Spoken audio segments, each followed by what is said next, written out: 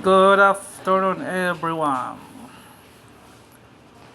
Panibagong yugto ng ating 8 hours na job. Narito po ang ating re-referred at bigyan natin ng solusyon. Kaya pala hindi umiikot yung gulong, trolley, baskets ng land bank. Ganon din siguro sa mga mall. Sapagkat ang gulong ay puno na ng hair. Hindi lang sa labas hanggang sa loob. Like this. Tingnan nyo po ang gulong. Puno ng buhok. Mga buhok ng mga tisay.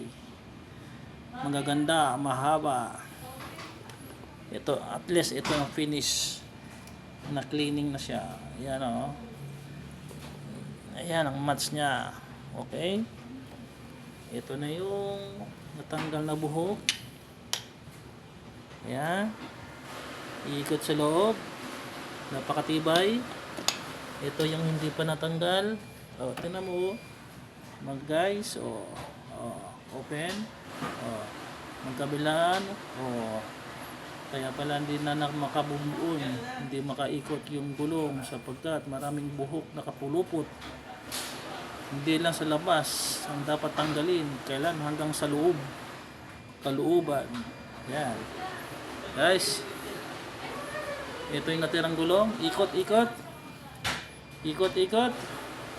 hard, ang hirap ikotin like this. Oo, di ba? At least nabigyan ng solusyon. Any branch sample nito ay paglilinis ng trolley. Kailan tanggalin lahat ng tornilyo. Alam na. Okay. Gawa naman tayo ng panibagong yugto. Experiment for cleaning of trolley. At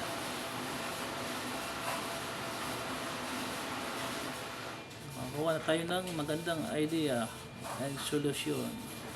Bye-bye.